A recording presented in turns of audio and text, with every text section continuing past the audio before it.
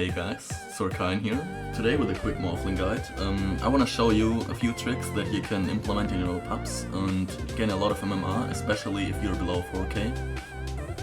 Because I feel like this hero is not well known in these brackets, and you can abuse the fact that people will, for example, underestimate the quickness of a turret shift, and you can definitely abuse this hero, and it's actually not even bad in pro level pubs. So yeah, if you want to learn a little bit about this hero, this guide is probably the right way to do this.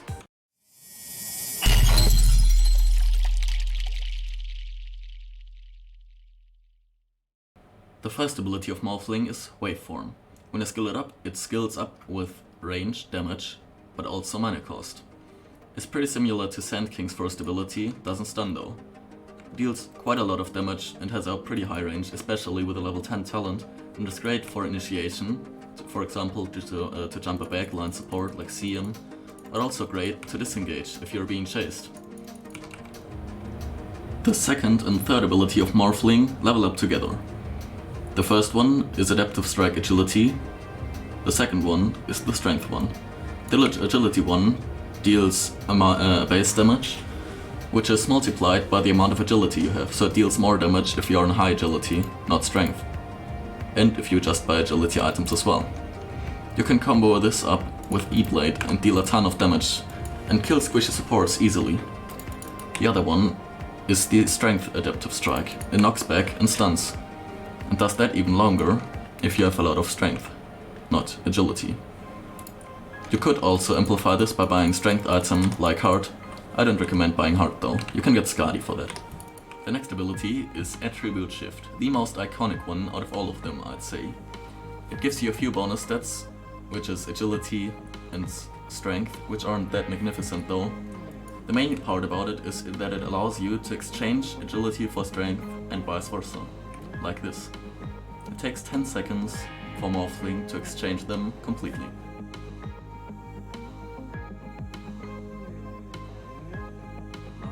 Of Morphling, his ultimate is Morph. It allows you to, well, morph into an enemy hero, taking over the points he's skilled. You cannot use the ultimate of the hero though.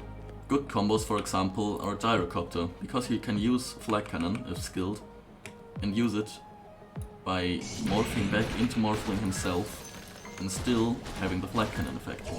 Other examples are Rage, which gives you basically a free BKB.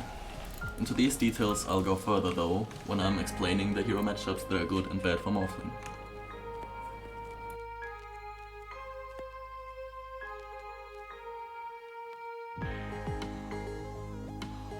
For matchups I'm going on Dota buff real quick, cause you can see pretty cool stats, cause most of the people are locked in there.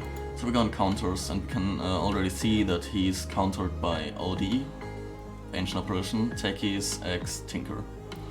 He's good against heroes like Sniper, Razor, PA, Clinks or Phoenix. The reason for these counters I'll go over now. There's a few categories that some heroes just fall into.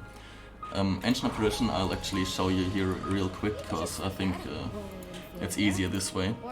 Because Attribute Shift actually counts as a heal. And as you probably know, Ancient Apparition can stop people from healing.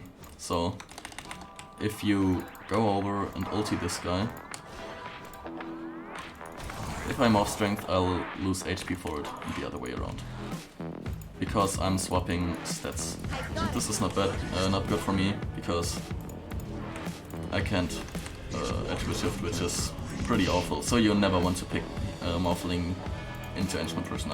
Next up is OD.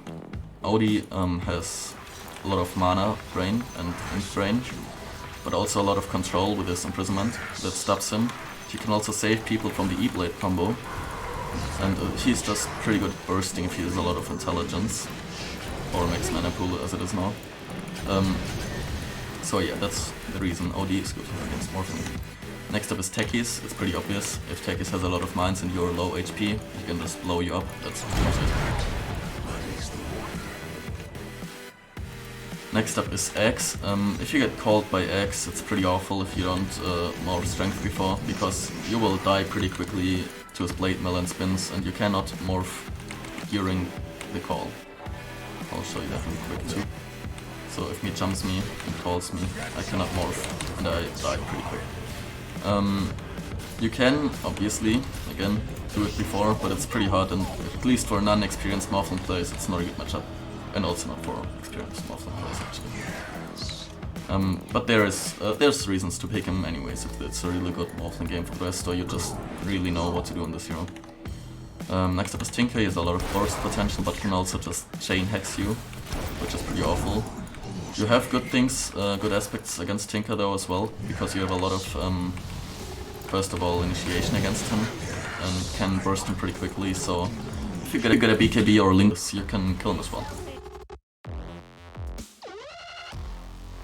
The next category that's not shown here is with mana drain. Let's say, for example, a Diffusal Blade, because you really depend on mana on this hero. Like, if you don't have a lot of mana, you'll not look good. So heroes like Anti-Mage, who are hard to kill for Morphling and don't get affected by his magic damage that much, but also like PL, are pretty good against Morphling. You don't want to pick Morphling into PL, man. You also are not that good at doing AoE damage, besides having the waveform talent, but it's not enough to actually play this hero against him.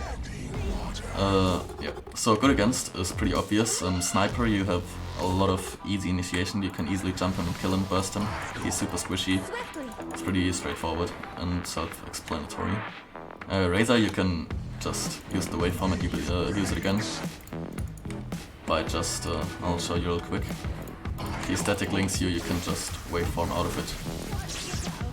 And he won't suck a lot of damage, but you can also turn into the Razor and steal his damage and even go back during that, which is pretty strong as well. Then PA is easily burstable. Can't burst you that easy because you can just go over to that.